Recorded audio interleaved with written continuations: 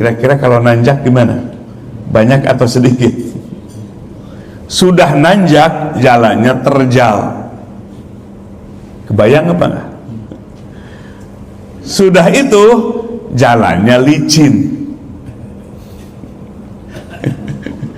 Kemudian sudah licin, jalannya gelap. Sudah gelap, banyak perampok. Gambaran Imam Al-Ghazali tantangan proses ibadah kepada Allah Subhanahu wa ta'ala. Maka satu, butuh sahabat. Wah, sahabat itu penting. Kata pujangga seperti angin. Coba angin lewat ke sampah.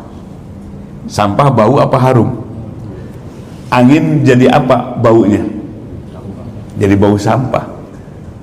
Lalu angin itu berhilir ke kebun yang banyak bunga-bungaan. Kira-kira jadi apa? Angin jadi apa? Jadi harum. Sahabat itu sangat akan mempengaruhi seseorang. Maka sabda Nabi, kalau kita ingin tahu si A pengen tahu, carilah sahabat dekatnya. Kalau sahabat dekatnya baik, pasti orang itu baik. Nah, mudah-mudahan kita ini semua sahabat seperjuangan di jalan Allah Subhanahu wa ta'ala dalam rangka mencari ridho Allah. Waduh, ya, ini adalah sahabat kita. Alhamdulillah, Bapak Ibu nggak salah nyari sahabat. Ya, Masjid MRBJ ini adalah tempat orang-orang baik, di mana Allah dijadikan tujuannya orang yang mencari ridho Allah, orang yang mencari Tuhan, mencari ridho Allah. Alhamdulillah kita bisa duduk di tempat ini. Alhamdulillah. Nah, itu yang pertama. Jadi kita butuh sahabat yang bagaimana? Yang saling memotivasi, watawasau bil haq, saling mewasiatkan agama kebenaran, watawasau bis sabr, dan saling menasihati, mewasiatkan kesabaran dalam menjalankan agama. Menjalankan agama tanpa sabar, omong kosong. Ya, kata anak sekarang, omon-omon. Jalankan agama tanpa sabar, omon-omon. Menjalankan agama itu sebab tadi kata Imam Ghazali, udah nanjak, terjal, licin, gelap, banyak apanya? Banyak begalnya. Maka butuh kesabaran. Maka Allah berfirman, watawasau bis sabr. Maka untuk menegakkan agama, menjalankan agama, kita harus saling mewasiatkan, kita harus saling memberikan motivasi kesabaran dalam menjalankan agama. Nah, maka tadi contoh di sini di mana Allah Subhanahu wa ta'ala berfirman dalam surah At-Taubah ayat ke-40. Thaniyasnaini idhuma fil ghar id yaqulu li sahibihi la tahzan innallaha ma'ana. Ayat ini sedang menggambarkan Nabi dan sahabatnya Sayyidina Abu Bakar Siddiq radhiyallahu an di Gua Sur. Di Gua Sur Nabi bersembunyi 3 hari 3 malam dalam rangka berstrategi menghilangkan jejak, karena Nabi dicari, dikejar. Bersembunyilah di Gua Sur. Tapi ternyata para algojo itu nyampe ke mulut gua, sudah menghunus pedang. Kemudian thaniyasnaini idhuma fil ghar. Yang kedua yaitu Sayyidina Abu Bakar Siddiq dan Rasulullah sallallahu alaihi wasallam berada dalam gua, idyaqulu li sahibihi. Nabi berkata kepada sahabatnya Abu Bakar Siddiq, la tahzan, jangan sedih engkau. Musuh sudah di depan mulut gua. Innallaha ma'ana, sesungguhnya Allah bersama kami. Ungkapan Rasulullah sallallahu alaihi wasallam menguatkan kepada Sayyidina Abu Bakar Siddiq, ini adalah as-suhbah, bersahabat. Nabi memberikan motivasi penguatan kepada Sayyidina Abu Bakar Siddiq radhiyallahu an. Tenanglah Sayyidina Abu Bakar Siddiq. Allah turunkan bala tentara bukan dengan tank baja, tapi cukup dengan makhluk yang lemah. Berupa apa? Burung merpati. Makanya kalau kita ke Mekah, ke Madinah, burung merpati, dan warnanya sama Megan begitu.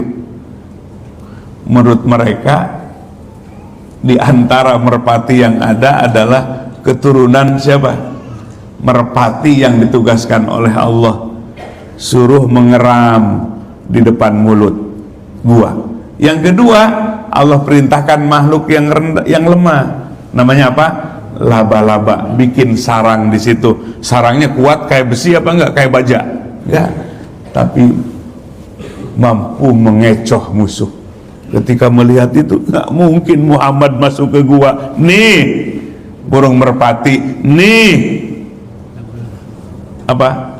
Sarang laba-laba. Cekcok balik semua akhirnya. Nah, itulah pertolongan Allah ya, dengan makhluk yang lemah tapi mampu mengecoh musuh. Itulah kekuasaan Allah Subhanahu wa ta'ala. Kemudian as-suhbah, bersahabat itu butuh motivator. Ada sahabat, ada teman, ada juga guru yang membimbing, guide. Maka kata Syekh Ibnu Athaillah As-Sakandari dalam Hikam, la tashab man la yunhiduka haluhu. Janganlah engkau mencari guru yang guru itu hanya ngomong saja, hanya retorika saja, hanya ilmu saja, tanpa ada ruhaninya. Jiwa guru itu tidak membangkitkan kesadaran hatimu. La tashab, jangan kau jadikan guru orang yang hanya ilmu saja, hanya retorika saja, hanya baca kitab saja, tapi tidak membangkitkan jiwamu, tidak membangkitkan hatimu untuk bangkit ibadah, mencari ridho Allah. Maka kata Syekh Ibnu Athaillah, guru yang benar itu bukan ansih ilmu, bukan hanya sebatas retorika, tapi guru yang bisa membangkitkan jiwamu, di mana ruhnya jiwa guru itu bisa membangkitkan jiwamu. Maka jamaah sekalian, ilmu itu kalau sebatas teori di kepala, itu akan masuk ke kepala saja.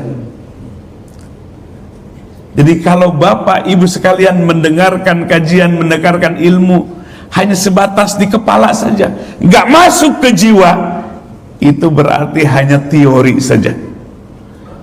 Yang kau jadikan guru adalah di mana jiwa guru itu, ruh guru itu mampu membangkitkan ruhmu, mampu membangkitkan jiwamu. Bangkit apa? Yang tadinya hatinya lalai, jadi hatinya bangkit, hatinya ingat, hatinya zikir kepada Allah. Yang tadinya malas-malasan ibadah, membuat hatimu semangat, antusias dalam beribadah kepada Allah. Jadi semangat baca wiridnya, baca Qur'annya, baca kalimat tahlilnya, semangat sodakohnya, semangat infaknya, semangat sholat berjamaahnya, semangat tahajudnya. Jadi yang membangkitkan ibadah, yang membangkitkan ibadah, itu yang pertama. Kemudian walayadullu alallahi maqaluhu, jangan kau cari guru di mana ucapannya tidak menunjukkanmu kepada Allah. Jadi jiwanya membangkitkan jiwa, ucapannya menunjukkanmu jalan kepada Allah Subhanahu wa ta'ala. Tambah clear, tambah jelas jalan yang harus kita lalui, tambah jelas, tambah clear tujuan hidup kita adalah Allah Subhanahu wa ta'ala. Jadi ucapannya, retorikanya menunjukkanmu kepada jalan Allah, menunjukkanmu kepada Allah sebagai tujuan. Waduh, semakin jelas, alhamdulillah, tujuan hidup kita adalah kepada Allah. Itulah breakdown dari kalimat la ilaha illallah. Itu kalau dimaknai luar biasa. Makanya Bapak Ibu sekalian harus punya talqin zikir. Bismillah. Talqin zikir itu apa? Talqin itu pengajaran tentang zikir supaya hatinya bisa banyak zikir. Hadis yang diriwayatkan oleh Sayyidina Ali. Datanglah Sayyidina Ali kepada Nabi sallallahu alaihi wasallam. Dullani ya Rasulullah ala aqrabit turuq ilallah. Tunjukkan kepadaku ya Rasulullah sesuatu yang bisa paling mendekatkan kepada Allah. Wa afdhaliha indanas, sekaligus yang paling afdaluha indallah, yang paling utama di sisi Allah. Jadi tunjukkan kepadaku sesuatu yang paling mendekatkanku kepada Allah, lebih utama di sisi Allah, wa ashaliha indannas, dan lebih mudah lebih mudah dilakukan oleh manusia. Maka Rasulullah sallallahu alaihi wasallam menyatakan, fa'alaika bimulazamati zikrillahi azza wajal. Sesuatu itu adalah, apa yang kau pinta itu adalah zikir kepada Allah. Zikir itu adalah aqrabut turuq ilallah, jalan yang paling dekat menuju kepada Allah. Kalau haji umroh persiapan dulu apa enggak? ONH-nya berapa?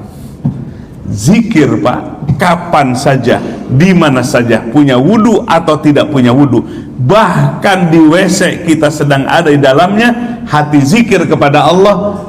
Itulah jalan yang mendekatkan kita kepada Allah. Jadi ingat kepada Allah, itu zikir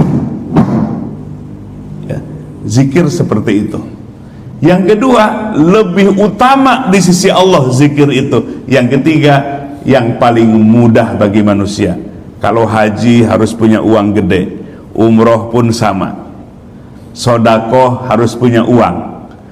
Tapi zikir siapapun juga asal mau bisa. Maka itu kuncinya. Lalu Sayyidina Ali minta, ya Rasulullah, aku ingin yang lebih spesial lagi. Maka Nabi memberikan talqin zikir secara khusus, pengajaran tentang zikir secara khusus. Berhadap-hadapanlah. Setelah berhadap-hadapan, maka Nabi mengucapkan la ilaha illallah. Perhatikan, Nabi bukan mengajarkan lapad la ilaha illallah.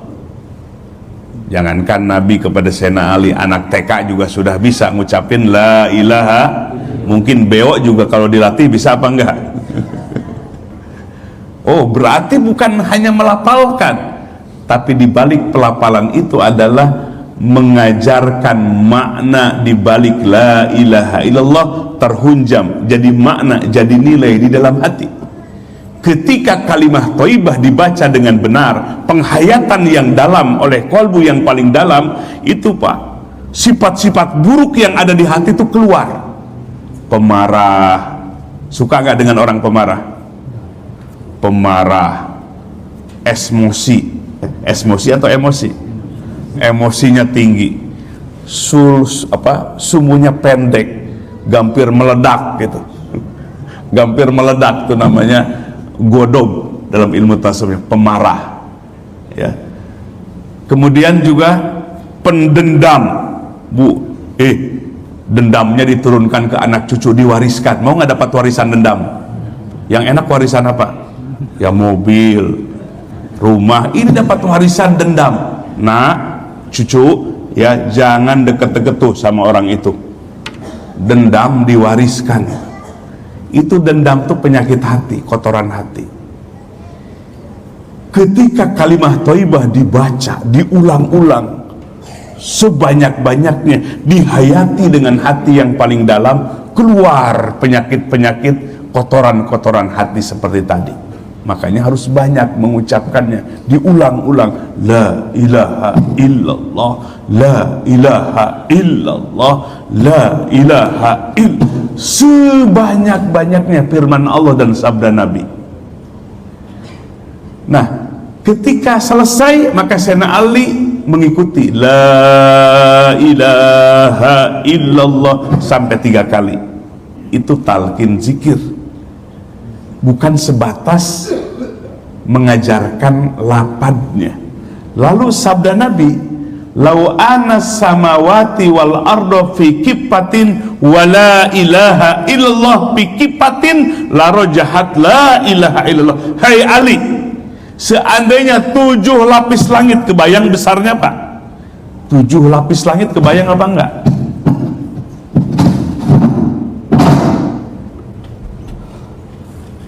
Ya. Ganti sama ini aja, Ustaz. Ganggu kayaknya. Bermasalah.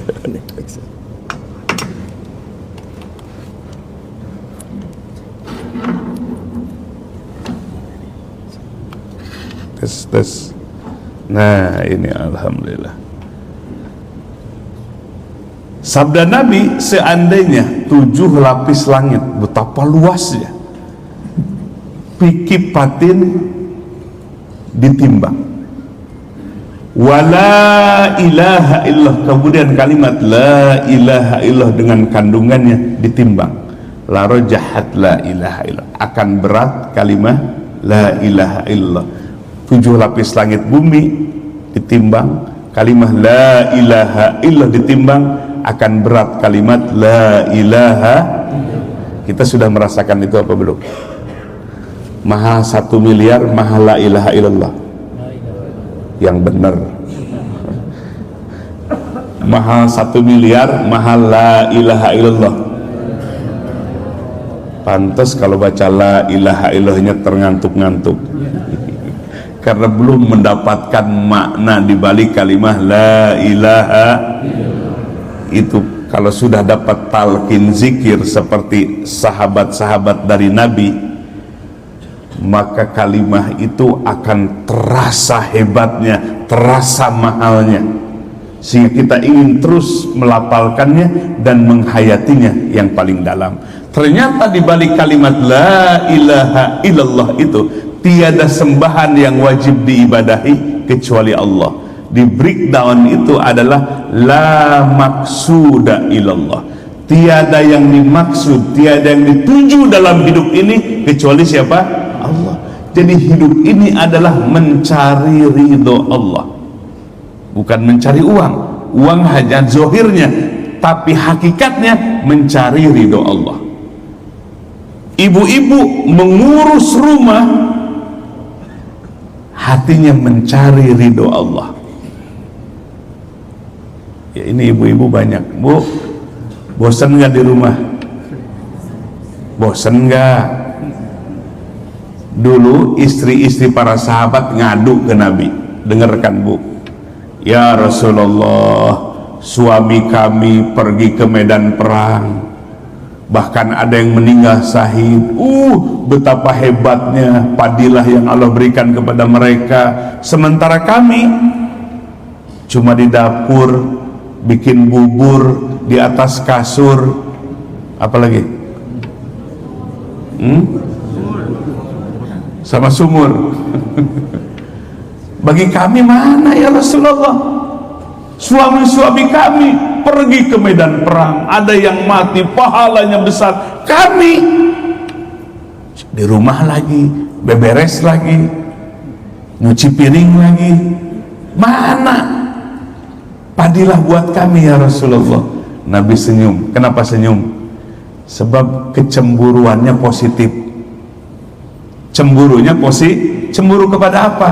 Kepada padilah karunia di balik ibadah. Senyumlah Nabi. Hei para wanita, engkau ngurus anak, memandiinnya, merawatnya,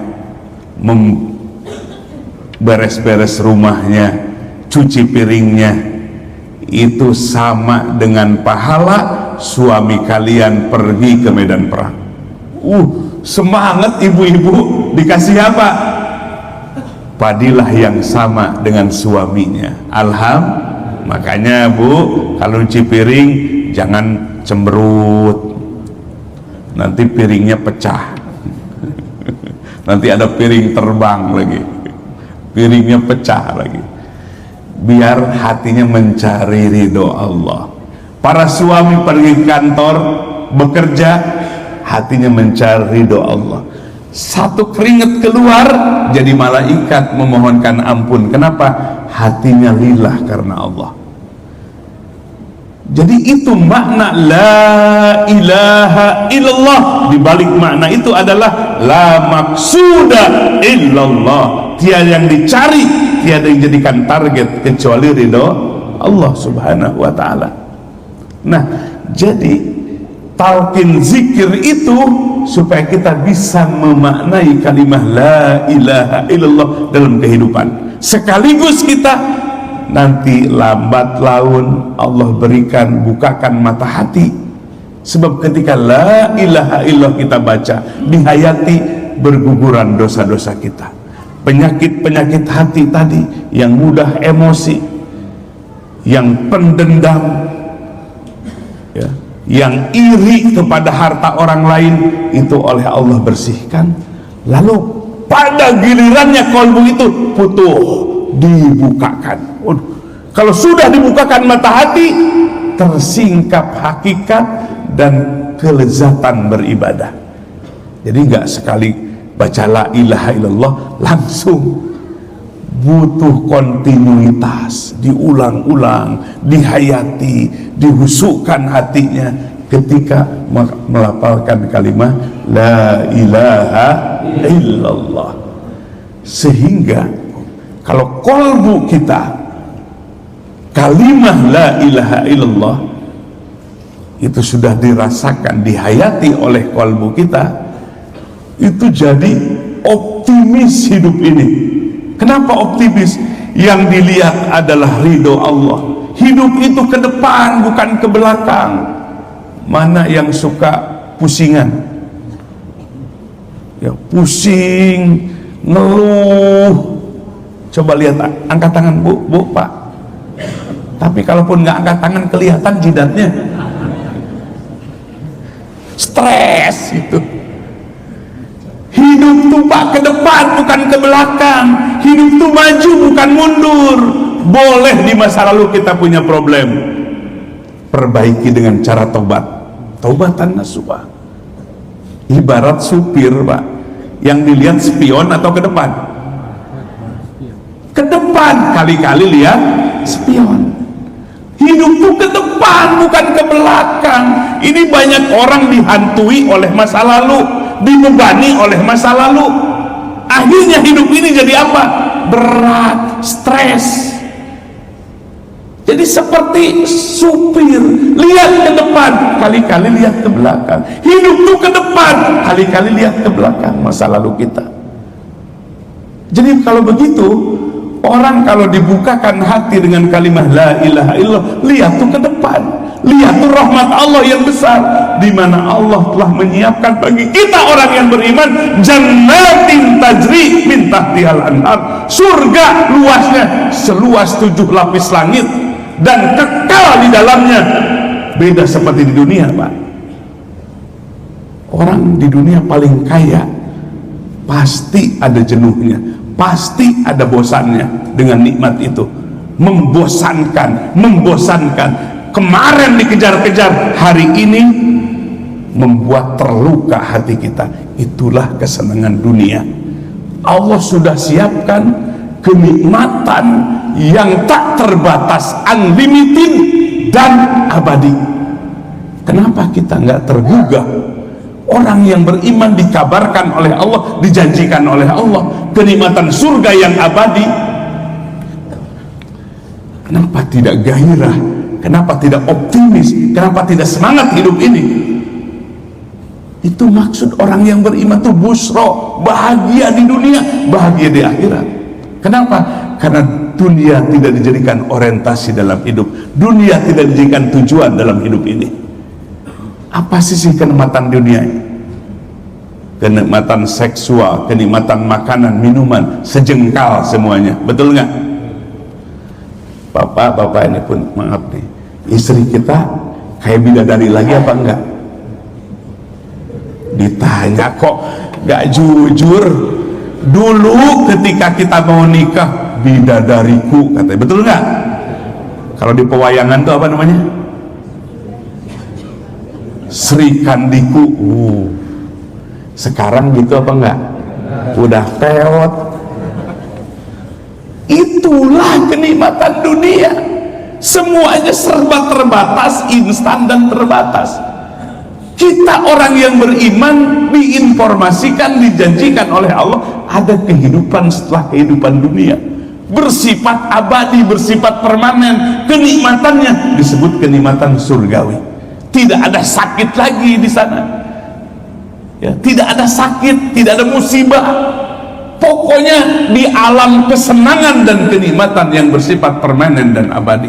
Orang yang beriman di hatinya percaya terhadap janji Allah ini, dia akan gembira. Wah, ternyata bukan sebatas dunia ini. Jadi optimis hidup itu ke depan, ke akhirat, bukan ke belakang, bukan ke masa lalu. Masa lalu adalah pembelajaran. Salah di masa lalu, perbaiki. Yang sudah bagus, istiqomahkan. Hidup itu ke depan, maka jangan terbebani oleh masa lalu. Tataplah ke depan janji Allah yang pasti. Bahkan semenjak di dunia sudah dapat ketenangannya. Mahal nggak ketenangan? Bisa beli di toko nggak ketenangan? Pak beli ketenangan ya, walaupun 1 juta, 10 juta, nggak ada jual ketenangan itu. Ketenangan itu di mana? Di hati yang sudah bersama dengan Allah. Itulah ilmu tasawuf, menghantarkan kalbu kita, kalbu yang optimis, kalbu yang tenang, kalbu yang damai. Karena apa? Karena hati dekat bersama Allah Subhanahu wa ta'ala. Jamaah sekalian, itu saja yang bisa disampaikan kajian tasawuf kita, yaitu babnya as-suhbah, bersahabat. Kita harus punya kawan, punya komunitas yang terus memotivasi ibadah kita. Ada teman, contoh terbaik, si itu istiqomah, kenapa saya nggak istiqomah? Yang kedua, punya guru yang membangkitkan jiwanya kepada jiwa kita, yang menunjukkan kepada Allah lisannya. Kita semakin paham tentang artikulasi kehidupan, bahwa hakikat kehidupan, tujuan hidup ini adalah mencari ridho Allah Subhanahu wa ta'ala. Optimislah kita, tenanglah jiwa kita, karena kita terus mempelajari ilmu tasawuf ini. Demikian, mudah-mudahan besar manfaatnya.